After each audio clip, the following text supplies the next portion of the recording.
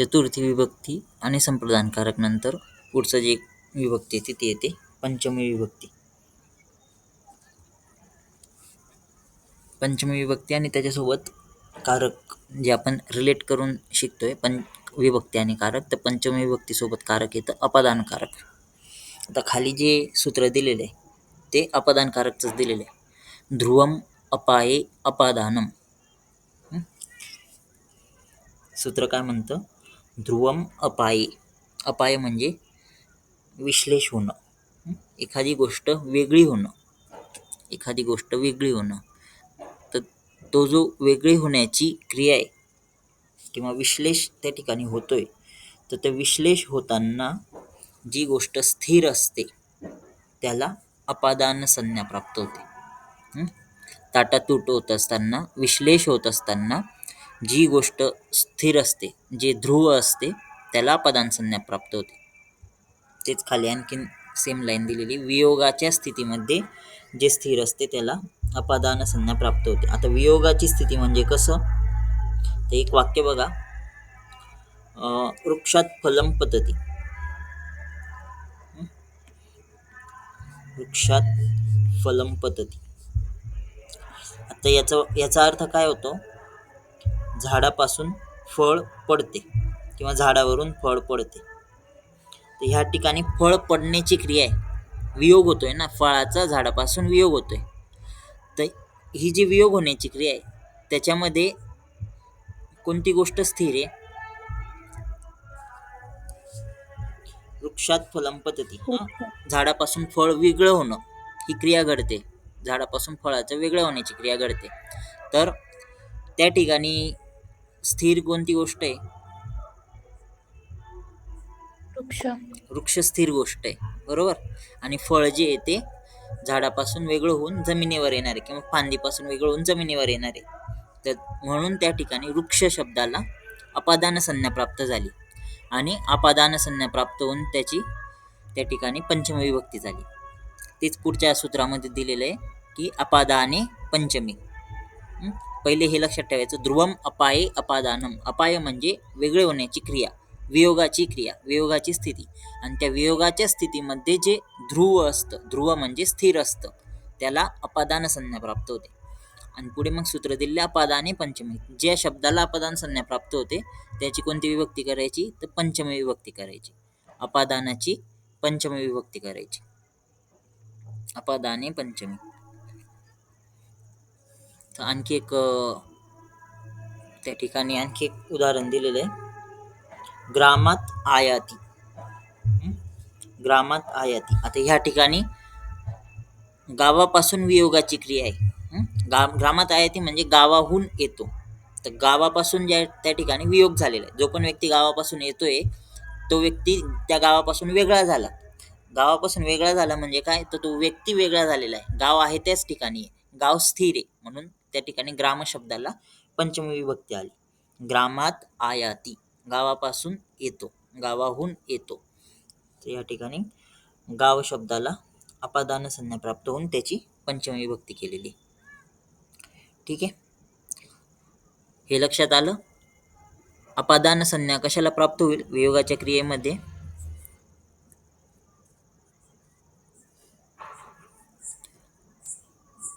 वियोगाच्या स्थितीमध्ये अपादान संज्ञा कशाला प्राप्त होईल?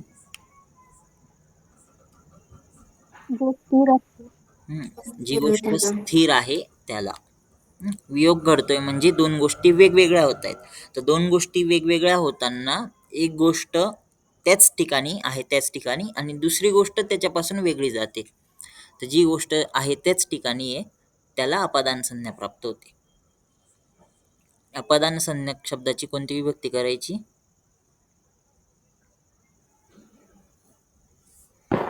अपादान संज्ञा शब्दाची पंचमी विभक्ती करायची. ठीक आहे, हे झालं पंचमी विभक्ती अपादान संज्ञा शब्दाची करायची. आणखीन पंचमी विभक्ती कुठे कुठे होते तर त्याचे नियम म्हणजे उपपद विभक्तीमध्ये दिलेले आहेत. अदर दॅन अपादान आणखीन कोणकोणत्या ठिकाणी पंचमी विभक्ती वापरली जाईल तर त्याचे नियम आहेत तिथे. पहिलं आहे भय आणि रक्षा हा अर्थ असणाऱ्या धातूंचा ज्यावेळेस प्रयोग असतो त्यावेळेस जे भयाचं कारण आहे, तर भयाचं कारण असणाऱ्या कारकाला अपादान संज्ञा येते.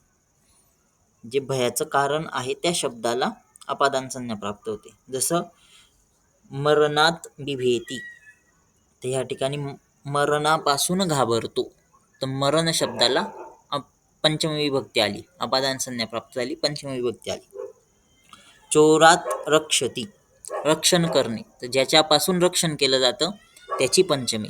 चोरात रक्षती, चोरापासून रक्षण केलं जातं. ज्याच्यापासून घाबरतो त्याची पंचमी, आणि ज्याच्यापासून रक्षण केलं जातं त्याची पंचमी. व्याघ्रात बिभेती, सिंहात बिभेती, असे ज्या ठिकाणी भय शब्द आला त्या ठिकाणी ज्याच्यापासून भीती असते त्याची पंचमी करायची. नंतर बघा, जुगुप्सते, घृणा, विरमती, प्रमाद्यती यांच्या योगी पंचमी विभक्ती होते. जुगुप्सते, जुगुप्सते म्हणजे वाईट वाटणे, एखाद्या गोष्टीची घृणा वाटणे, तर ज्या गोष्टीची घृणा वाटते त्याची पंचमी. विरमती, विरमती म्हणजे थांबणे, तर ज्या गोष्टीपासून थांबतोय त्याची पंचमी. विरमती म्हणजे थांबून जाणे. प्रमाद्यती, प्रमाद्यती म्हणजे आळस करणे, तर ज्या गोष्टीचा आळस केला जातो त्याची पंचमी. मद्यात जुगुप्सते, मद्यात जुगुप्सते म्हणजे मद्याची घृणा वाटणे, तर ज्या गोष्टीची घृणा वाटते त्याची पंचमी. मद्यात जुगुप्सते. विरमती, विरमती म्हणजे थांबणे, तर कार्यात विरमती, सज्जनः कार्यात न विरमती, ज्या गोष्टीपासून स्टॉप घ्यायचा आहे किंवा थांबायचं आहे त्याची पंचमी.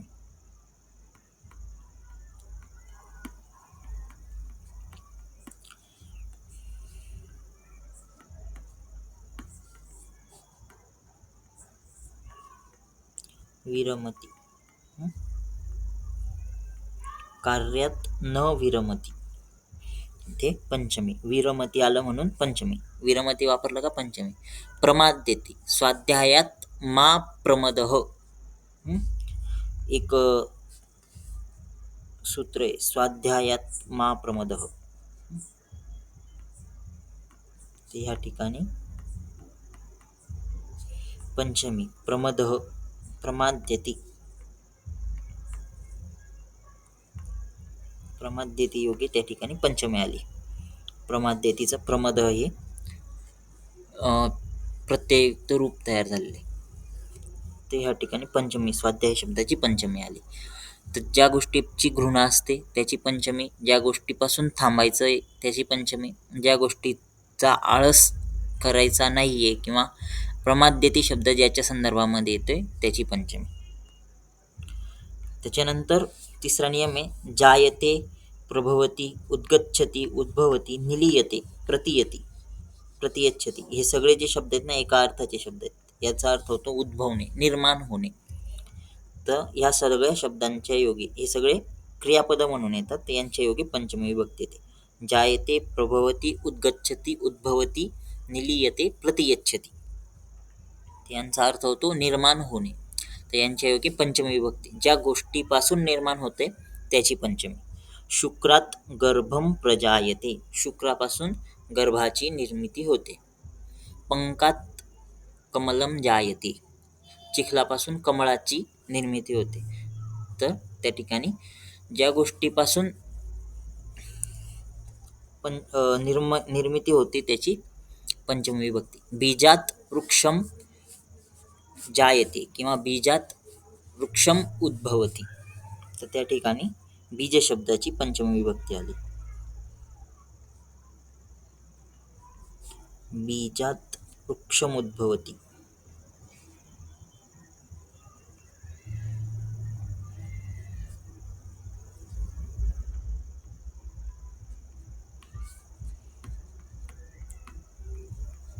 यांच्या योगे पंचमी विभक्ती आली. बीजात वृक्षम उद्भवती.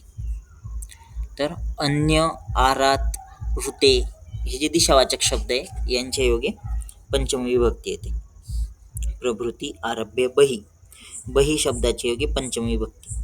नगरात बही मंदिरम वर्तते, नगराच्या बाहेर मंदिर आहे. नगरात बही मंदिरम वर्तते. तर ह्या ठिकाणी नगर शब्दाची पंचमी आली. नगराच्या बाहेर मंदिर आहे. नगरात बही मंदिरम वर्तते. नंतर पृथक, विना यांची द्वितीया, तृतीया, पंचमी या तिन्ही विभक्ती होतात. विना शब्द आपण विना अव्यय याच्यामध्ये पण बघितला होता. अव्यय प्रकरणामध्ये पण बघितलं होता. विनायोगे द्वितीया, तृतीया, पंचमी. त्या ठिकाणी जलम विना, जलेन विना, तसं इथे जलात विना पंचमी. ऋते अव्यययोगे एकच विभक्ती येते. इथे हा अव्यय महत्वाचा लक्षात ठेवायचा आहे. ऋते. ऋते अव्यययोगे कोणती विभक्ती येते? ऋते.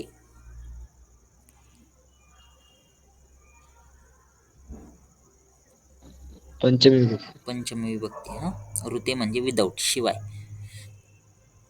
ऋते अव्यययोगी पंचमी विभक्ती येते. तर हे झालं पंचमी विभक्ती. पंचमी विभक्ती कारक कोणता राहणार? अपादानकारक. अपादानकारक. नंतर पुढची विभक्ती येते षष्टी विभक्ती. आता षष्टी विभक्तीला कारक नसतं. आपण बघितलं 7 विभक्ती आहेत, 6 कारक आहेत. तर एक विभक्तीला कारक नसतं, ती आहे षष्टी विभक्ती. आता काही ठिकाणी याला आहे ना संबंधकारक असं नाव दिलेलं आहे, पण ॲक्च्युअलमध्ये 6च कारक आपण मानतो आणि 6 कारक असल्यामुळे आपण षष्टीला कारक नाही असं मानतो. काही व्याकरणांमध्ये संबंध असं मानलेलं. हिंदीचं व्याकरण, मराठीचं व्याकरण असेल त्याच्यामध्ये संबंधकारक षष्टी विभक्तीला दिलेलं आहे. संस्कृतमध्ये पण काही ठिकाणी काही पुस्तकांमध्ये एक रेफरन्स येतो की त्याला संबंधकारक म्हटलेलं आहे. पण संबंध हे कारक नाही आहेत, फक्त आपण त्या ठिकाणी संबंध 2 गोष्टींमधला संबंध दाखवतोय म्हणून संबंधाला कारक म्हणून आपण इथे कन्सिडर करत नाहीये. षष्टी विभक्ती तिला कारक नसतं. बघा या ठिकाणी सूत्र आहे षष्ठी शेषे. आता त्याची वृत्ती दिलेली आहे. कारक प्रातिपदिक अर्थ व्यतिरिक्त, कारक व्यतिरिक्त, प्रातिपदिक अर्थ व्यतिरिक्त ज्या ठिकाणी स्वस्वामीभाव आदी संबंध शेषः, स्वस्वामीभाव संबंध ज्या ठिकाणी दाखवलेला आहे त्या ठिकाणी षष्टी विभक्ती होते. कारक आणि प्रातिपदिकार्थापेक्षा वेगळा असा स्वस्वामीभाव संबंध ज्या ठिकाणी दाखवलेला आहे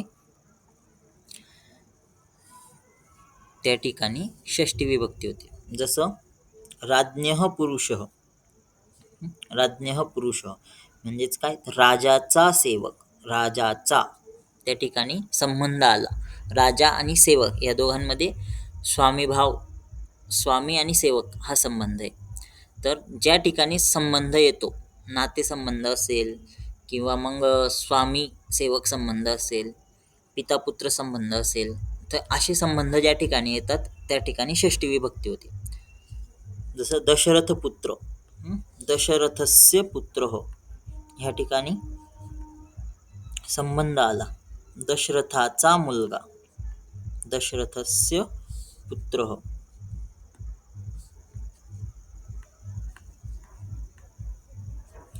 दशरथाचा या ठिकाणी संबंध आला. तर ज्या ठिकाणी संबंध येणार किंवा आपल्याला संबंध दर्शवायचा आहे या ठिकाणी, तर त्यावेळेस आपण षष्टी विभक्ती वापरणार. षष्टी विभक्तीचे जे प्रत्यय लागतात मराठीमध्ये ते चा, ची, चे. राजाचा, राणीची, अशा प्रकारे चा, ची, चे हे प्रत्यय त्या ठिकाणी लागतात. षष्टी विभक्तीला कोणत्याच प्रकारचं कारक नसतं. नंतर उपपद विभक्ती बघा. आता षष्टी विभक्तीमध्ये आणखीन कुठे होते तर हेतू शब्द ज्या वेळेस असतो त्यावेळेस षष्टी विभक्ती होते. कस्य हेतोः अयम उत्सवः. हा उत्सव कोणत्या हेतूने आहे, हेतू दाखवण्यासाठी आपण षष्टी विभक्ती घेतो. नंतर दुरे, अंतिके, समीप इत्यादी अर्थाचे ज्यावेळेस शब्द असतात त्यावेळेस षष्टी आणि पंचमी विभक्ती होते. गृहस्य समीपः वृक्षः अस्ति. घराच्या जवळ वृक्ष आहे. समीपम, गृहस्य समीपम, घराच्या जवळ. गृह शब्दाची तिथे षष्टी विभक्ती आली. तर आशीर्वादाची इच्छा असताना ज्याला आशीर्वाद दिला जातोय त्याचं षष्टी विभक्ती होते. आयुष्य, मद्र, भद्र, कुशल, सुख, अर्थ, हित या अर्थाचे शब्द ज्यावेळेस असतात त्यावेळेस षष्टी विभक्ती होते. पुत्रस्य भद्रम भूया, मुलाचे कल्याण होवो, तर त्याचं कल्याण चिंतिलं जातंय त्याची षष्टी. मद्र, भद्र, कुशल, तर हे सगळ्या गोष्टी, ह्या सगळे एका अर्थाचे शब्द झाले. मद्र, भद्र, कुशल, तर यांच्या योगे षष्टी विभक्ती होते. नंतर कृते म्हणजे च्यासाठी, समक्षम म्हणजे समोर, मध्ये म्हणजे दोन खूप साऱ्या लोकांच्या मध्ये, अंतरे अंत यांच्या योगे षष्टी विभक्ती. कृते म्हणजे च्यासाठी. बालकस्य कृते जलम आनयतु, बालकासाठी जल आणा, तर कृते शब्दाच्या योगे ज्याच्यासाठी ती गोष्ट केली जाणार आहे त्याची षष्टी, म्हणजे ते बालक शब्दाची षष्टी झाली. समक्ष, समक्ष म्हणजे समोर, तर ज्याच्या समोर त्याची षष्टी. तर गुरोहो समक्षम असत्यम मा वद, गुरुच्या समोर खोटे बोलू नये, तर गुरोहो समक्षम, गुरु शब्दाची तिथे षष्टी विभक्ती झाली. मध्ये, मध्ये म्हणजे आता खूप सारा एखादा ग्रुप असेल तर त्या ग्रुपच्या मध्ये, एखादा समूह आहे समूहाच्या मध्ये असं दर्शवायचं, त्यावेळेस आपण मध्ये शब्दाच्या योगी षष्टी विभक्ती घेणार. हंसाना मध्ये बकह न शोभते, हंसांच्या मध्ये बगळा शोभत नाही. हंसांचा समूह आणि त्याच्यामध्ये बगळा शोभत नाही असं म्हटलेलं. तर समूहवाचक शब्द ज्यावेळेस असेल तर त्यावेळेस आपण षष्टी विभक्ती घेणार. हंसाना मध्ये. अंत, अतिथी गृहस्य अंतः प्रवेशित, अंत म्हणजे आतमध्ये, अतिथी घराच्या आत प्रवेश करतो. अतिथी गृहस्य अंतः प्रविशत, त्याच्या योगी तिथे षष्टी विभक्ती आली. ठीक आहे, षष्टी विभक्ती कळाली.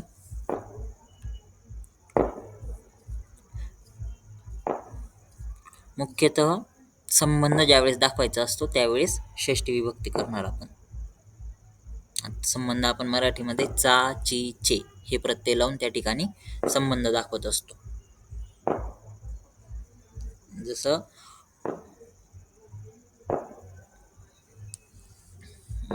एखादं उदाहरण बघा. मराठीमध्ये एक उदाहरण बघू. सैनिकाची तलवार.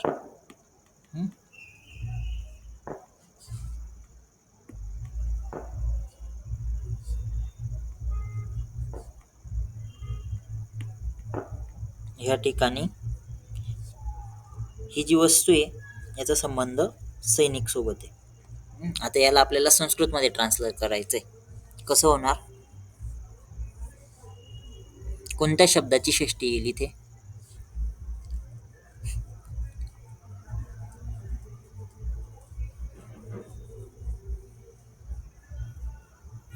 सैनिकाची तलवार. त्या ठिकाणी ह्या दोन सैनिक शब्दाची षष्टी काय येणार तिथे? षष्टी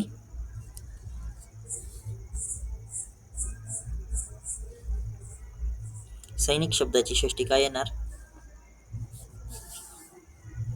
सैनिक अकारांत पुल्लिंग शब्द, देवप्रमाणे चालेल.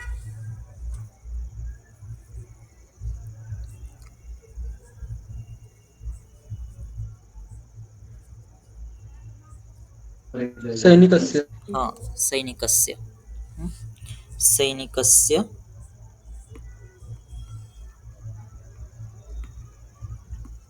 तलवारसाठी शब्द आहे खडग.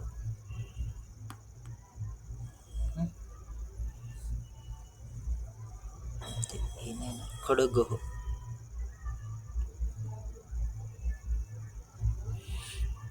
आता आणखीन एक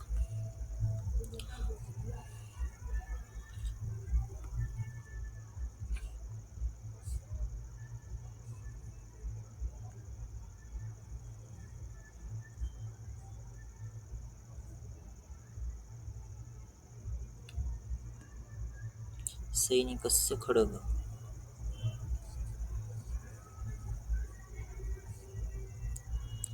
नंतर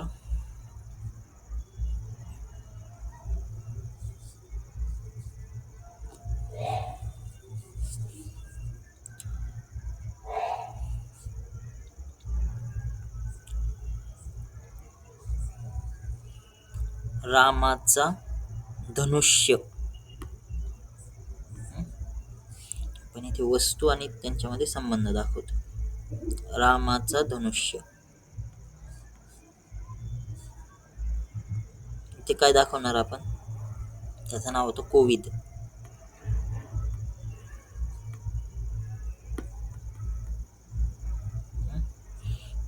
आता याला ट्रान्सलेट करताना कोणत्या शब्दाची षष्टी होईल?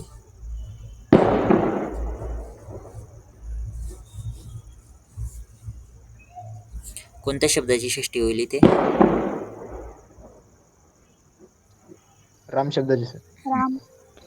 काय होईल षष्टी त्याची? रामस्य. रामस्य. रामस्य. धनुष्यसाठी शब्द आहे धनु. रामस्य धनुः कोविदः अस्ति.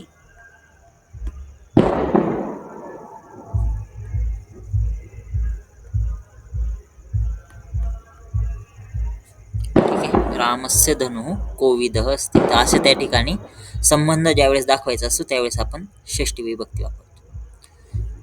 पुढची विभक्ती आहे सप्तमी विभक्ती आणि कारक असतं त्याचं अधिकरण कारक. आता अधिकरण म्हणजे काय? तर आधारो अधिकरणम. ज्या ठिकाणी आधार दर्शवायचा असतो त्यावेळेस त्या ठिकाणी आपण अधिकरण कारक वापरतो. क्रियायाम आधारः कारकम अधिकरणम स्यात्. जो क्रियेचा आधार दर्शवणारं कारक असतं त्याला अधिकरण संज्ञा प्राप्त होते. क्रियेचा आधार दर्शवणारं कारक. आता क्रियेचा आधार 3 प्रकारचा असतो: औपश्लेषिक, वैशेषिक आणि अभिव्यापक. हे फक्त 3 नावं लक्षात ठेवा. 3 प्रकारचे आधार आधारः त्रिधा आणि औपश्लेषिक, वैशेषिक आणि अभिव्यापक असे 3 प्रकारचे ते आधार असतात. अधिकरण कारकाची विभक्ती होते सप्तमी विभक्ती. ते सूत्र पुढे दिलेले आहे. सप्तमी अधिकरणेच. अधिकरण कारकाची सप्तमी विभक्ती होते. जसं उदाहरण बघा.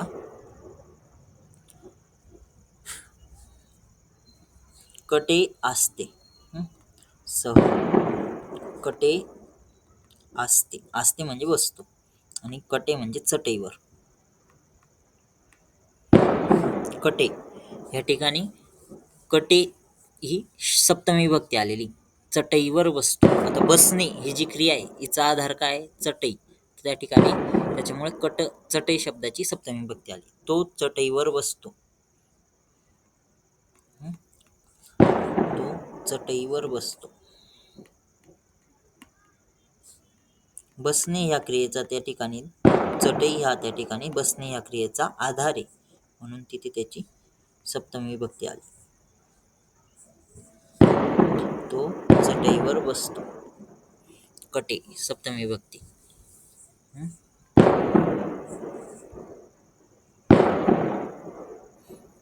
ज्या ठिकाणी आधार दर्शवला जातो त्या ठिकाणी सप्तमी विभक्ती येते. आधारो अधिकरणम.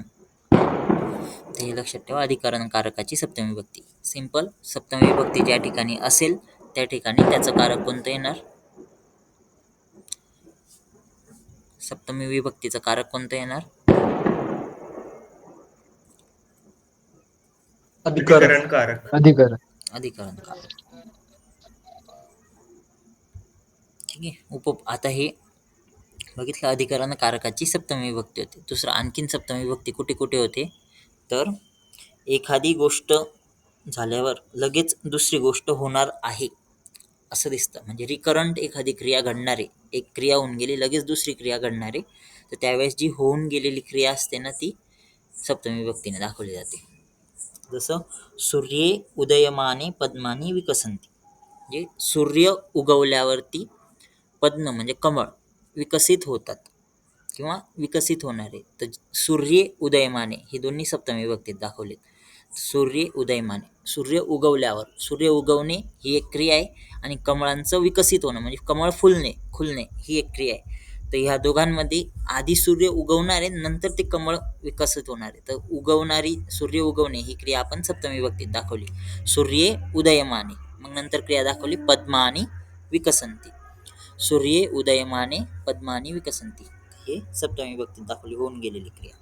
नंतर शौंड, कुशल, चतुर, पटू, निष्णात हे सगळे एकाच अर्थाचे शब्द आहेत. शौंड, कुशल, चतुर, पटू, निष्णात या सगळ्यांचा अर्थ होतो कुशल असणे, एखाद्या गोष्टीमध्ये कुशल असणे, निष्णात असणे. हे सगळे निष्णात या अर्थी वापरले जाणारे शब्द आहे, एकाच अर्थाचे. तर ह्यावेळेस या ठिकाणी जो संबंधित शब्द आहे, म्हणजे ज्या गोष्टीमध्ये चतुरता आहे, ज्या गोष्टीमध्ये कुशलता आहे, त्याची सप्तमी. जसं सुश्रुत शल्येषु श्रेष्ठ. सुश्रुत शल्यामध्ये श्रेष्ठ आहे, शल्यामध्ये सुश्रुत श्रेष्ठ, म्हणून शल्य शब्दाची या ठिकाणी सप्तमी विभक्ती आली. तसंच चरक कशामध्ये श्रेष्ठ आहे?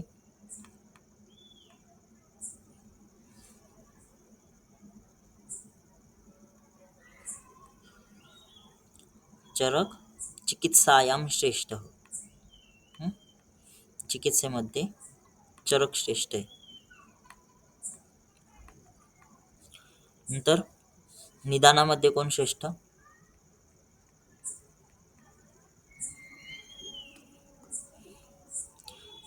माधवकार. माधवकार जे ते निदानामध्ये श्रेष्ठ आहे. मग निदान शब्दाची सप्तमी काय येईल?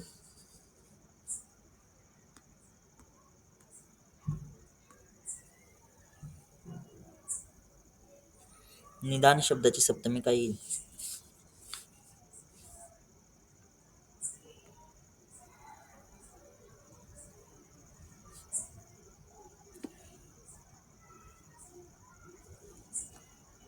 निदान अकारांत पुल्लिंग देवप्रमाणे चालतो.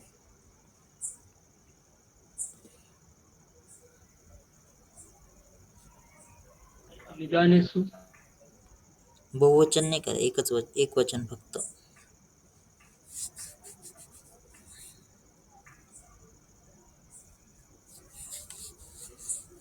देवेषु निदानेषु बहुवचन झालं ना.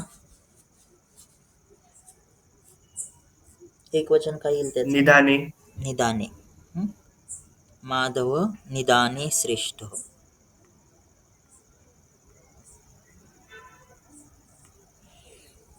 ज्या गोष्टीमध्ये श्रेष्ठता आहे त्याची सप्तमी.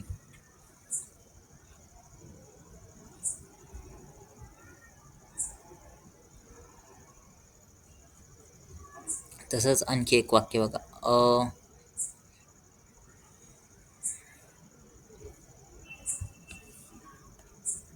नृत्यकलेमध्ये श्रेष्ठ.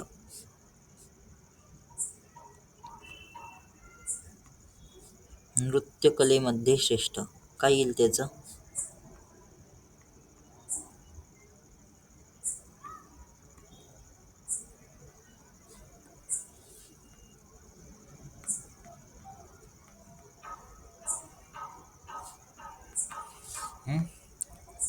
कोणत्या शब्दाची सप्तमी होईल?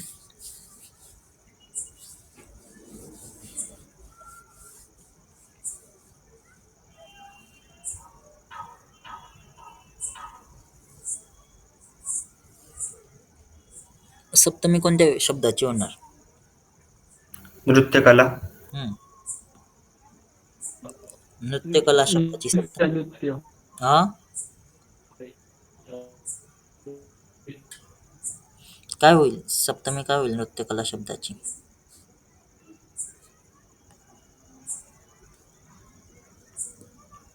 नृत्यकलायाम. बरोबर, नृत्यकलायाम.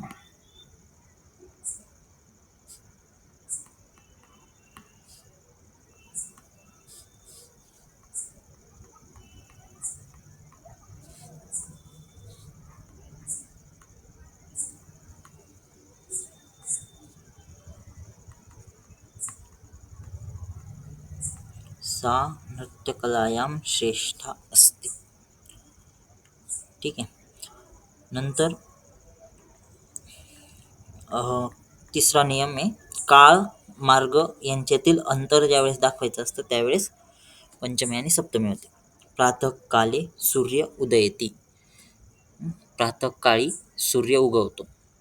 त्या ठिकाणी कालवाचक शब्द आल्यामुळे तिथे सप्तमी विभक्ती केली. प्रातःकाले कालवाचक शब्दाची सप्तमी विभक्ती. नंतर स्नेह, अभिलाष, अनुरंज ह्या ठिकाणी या असे ज्यावेळेस शब्द येतात किंवा स्नेहसारखे धातू ज्यावेळेस येतात तर स्नेह आणि आसक्ती यांच्यासारख्या शब्दांची त्या ठिकाणी शब्दांच्या योगे सप्तमी विभक्ती होते.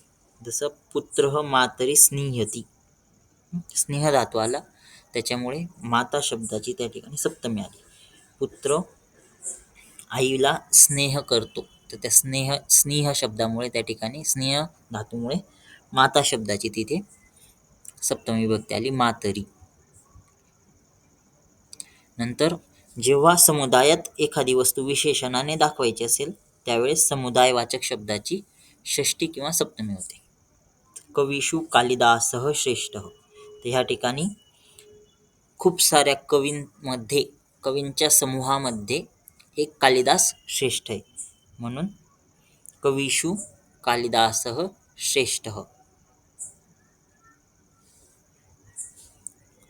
कवींमध्ये कालिदास श्रेष्ठ आहे तर कवी शब्दाची तिथे सप्तमी विभक्ती बहुवचन झालं. तर हे अशा प्रकारे इथे सप्तमी विभक्तीचे उपद्विभक्तीचे नियम दिलेले आहेत. ठीक आहे. इथे जे तुमचं कारक प्रकरण आहे, कारक आणि विभक्ती ह्या दोन गोष्टी बघितल्या आपण. कळालं? कोणकोणते कारक बघितले? 6 कारक बघितले, 7 विभक्ती बघितल्या आणि प्रत्येक विभक्तीनुसार कारक रिलेट करायचं. प्रथमा विभक्तीचं कारक कोणतं?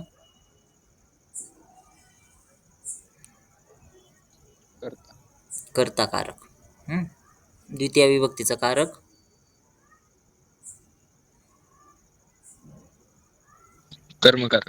कर्मकारक. तृतीय विभक्तीचं कारक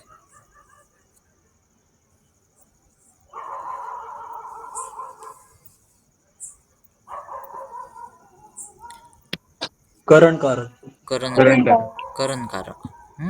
आणि जर का वाक्य कर्मणी असेल तर तृतीय विभक्तीमध्ये असलेला शब्द, कर्मणी वाक्यात तृतीय विभक्तीमध्ये असलेल्या शब्दाचं कारक कोणतं येतं?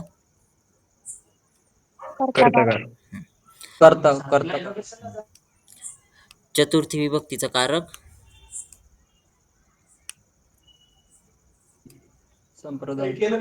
संप्रदान कारक. पंचमी विभक्तीचं कारक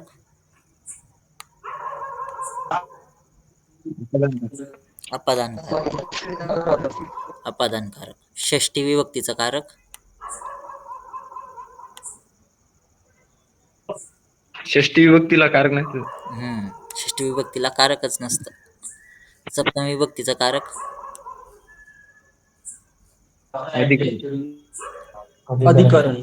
अधिकरण कारक. अधिकरण कारक.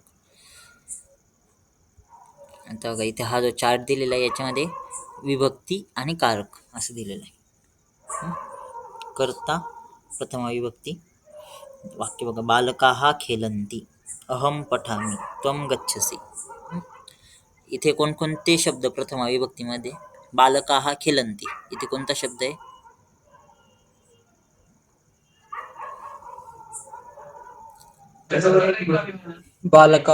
बालकाः. अहम पठामि मध्ये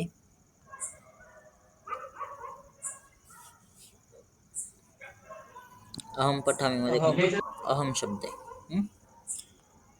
नंतर दुसरं कारक येतं कर्मकारक, द्वितीय विभक्तीचं कर्मकारक. आता इथे सैनिकाः राष्ट्रं रक्षन्ति,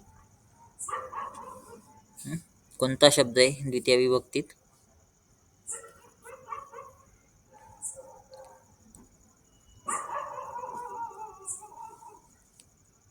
सैनिकाः राष्ट्रं रक्षन्ति, इथे द्वितीय विभक्तीत शब्द कोणता आहे?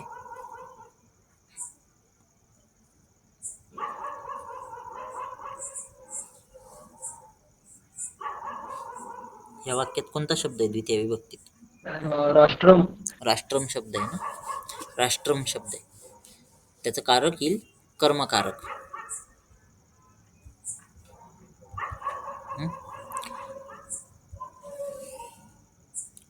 तर याचा तुम्हाला अर्थ पण लिहायचा असतो, तर त्याच्यामुळे कोणत्या शब्दाला कोणतं प्रत्यय लागतं ते लक्षात ठेवायचं. आता कर्ता जर का असेल तर ॲज इट इज जो शब्द आहे तो लिहायचा.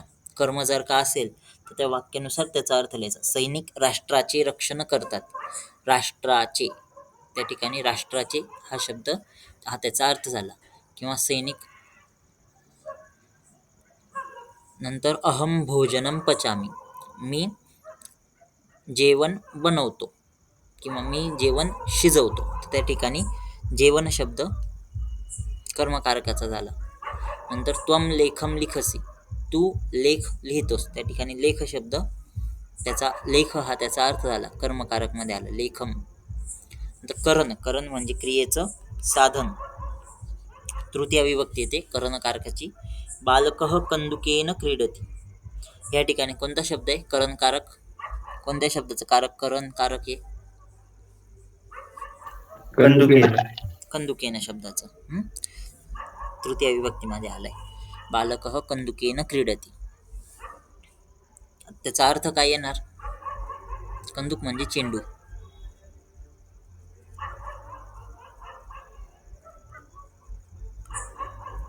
फक्त पर्टिक्युलरली त्याच शब्दाचा अर्थ कंदुकेन.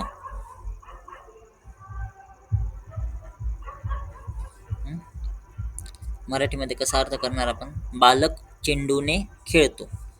तर त्या पर्टिक्युलर कंदुकेन शब्दाचा अर्थ काय झाला, चेंडूने. तोच अर्थ लिहायचा असतो तिथे, चेंडूने. तसंच त्वम दंडेन ताडयसी, दंड म्हणजे काठी. तू काठीने मारतोस, ताडयसी म्हणजे मारतोस. तर काठीने, त्वम काठीने, तू काठीने मारतोस. तर दंडेन शब्दाचा अर्थ काय झाला तिथे, दंडेन करणकारक आहे. दंडेन शब्दाचा काय अर्थ होईल तिथे, फक्त तेवढाच दंडेन शब्दाचा काठीने.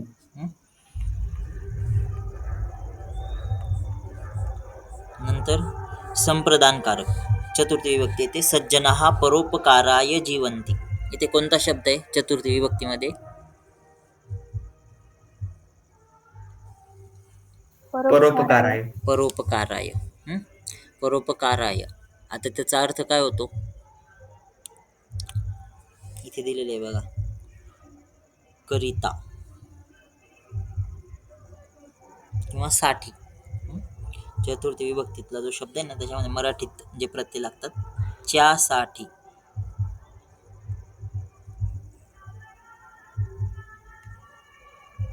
च्यासाठी किंवा च्याकरिता असे प्रत्यय लागतात. तर आता सज्जना हा परोपकाराय जीवंती, याचा मराठीत जर का अर्थ लावणार तर काय होईल अर्थ, परोपकाराय एवढ्या शब्दाचा अर्थ काय होणार,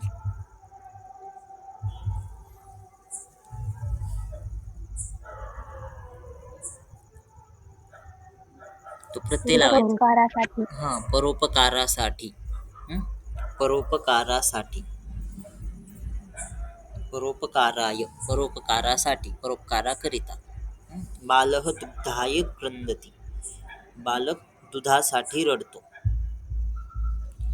तर अपादानकारक, वियोग ज्या ठिकाणी असतो त्यावेळेस अपादानकारक असतं, ऊन हुन हे प्रत्यय लागतात पंचमीमध्ये. अहम विद्यालयात आगच्छामि, मी विद्यालयाहून येतो. विद्यालय म्हणजे शाळा, मी शाळेहून येतो. तर त्या ठिकाणी विद्यालय शब्दाची पंचमी आहे. वृक्षात फलम पतती, झाडावरून किंवा झाडावरून फळ पडते. तर झाडावरून, वृक्षात शब्दाचा अर्थ होतो झाडावरून, तर तेवढाच अर्थ त्या ठिकाणी अपेक्षित असतो. तर संबंधकारक ज्या ठिकाणी संबंध दाखवायचा असतो त्या ठिकाणी षष्ठी असते. राज्ञः दशरथस्य चत्वारः पुत्राः, राजा दशरथाचे 4 मुलं होते. दशरथाचे षष्ठी विभक्ती आली. इंद्रः देवानां राजा, इंद्र देवांचा राजा आहे. देवानां षष्ठी विभक्ती आली. वृक्षस्य पर्णानि हरितानि सन्ति, वृक्षस्य षष्ठी विभक्ती आली. झाडाची पाने हिरवी आहेत, झाडाची, वृक्षस्य षष्ठी विभक्ती. तर अधिकरणकारक, अधिकरणकारक मध्ये क्रियेची वेळ किंवा स्थान दाखवलेले असते. सप्तमी, प्रत्यय लागतात वर किंवा मध्ये.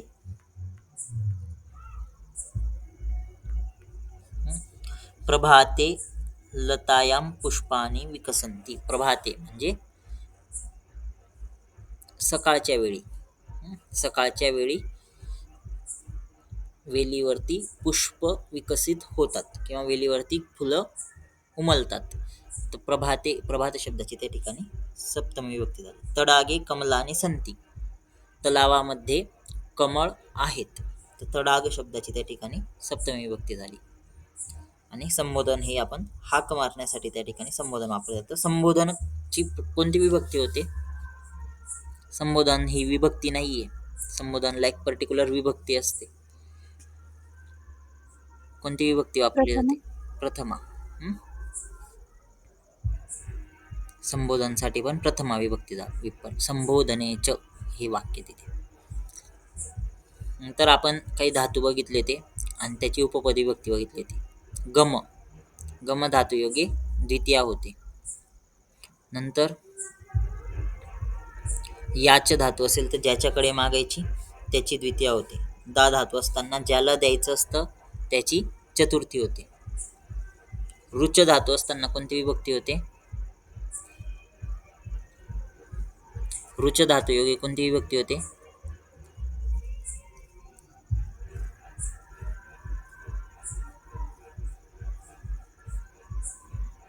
रुच. रुच रोचते. चतुर्थी. चतुर्थी विभक्ती होते. रुचयोगे चतुर्थी. ज्याला आवडतं त्याची चतुर्थी. स्पृह धातुयोगे. स्पृह धातू असेल तर कोणती विभक्ती होते?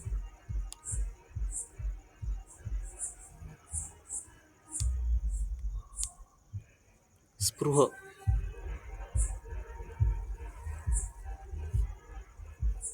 स्पृह धातुयोगी कोणती विभक्ती होते? स्पृह म्हणजे इच्छा असणे.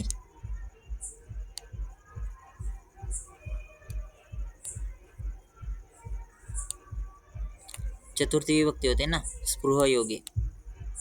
ज्या गोष्टीची इच्छा केली जाते त्याची चतुर्थी.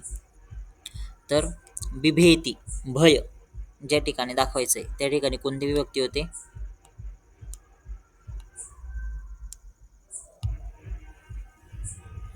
पंचमी. पंचमी. भय योगे पंचमी. नंतर सह, साकम, सार्धम ह्या अव्यय जर का असतील तर त्यांच्या योगी कोणती विभक्ती होते?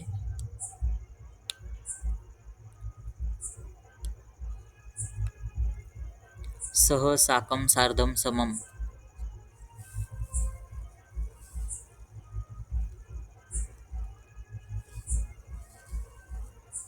तृतीय विभक्ती. तृतीया होती. विना अव्यय योगी कोणती विभक्ती होते?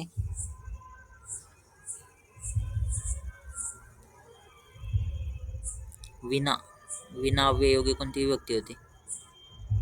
द्वितीय, तृतीय आणि पंचमी. द्वितीय, तृतीय, पंचमी. ऋते अव्यय योगी कोणती विभक्ती होते?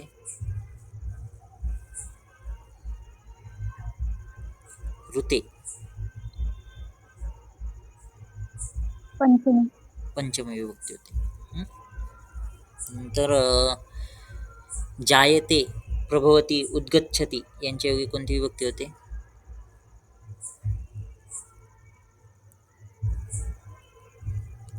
जायते.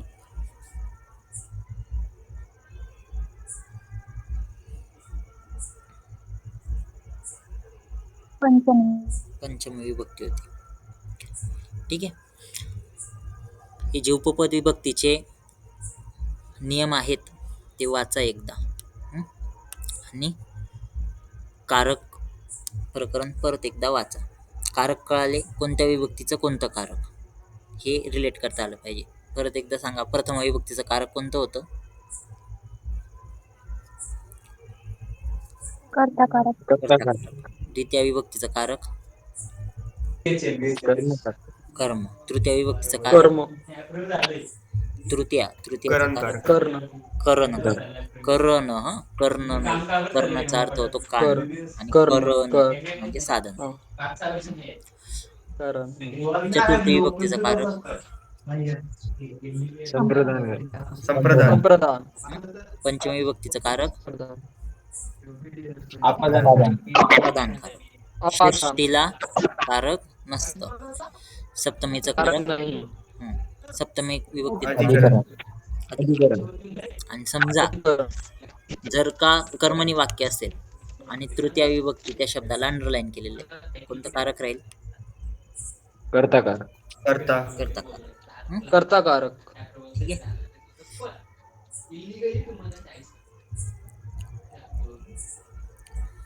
आता याचे जे एक्झाम्पल्स आहे ते आपण पुढच्या याच्यामध्ये बघू. इथपर्यंत कळालं सगळ्यांना कारक प्रकरण?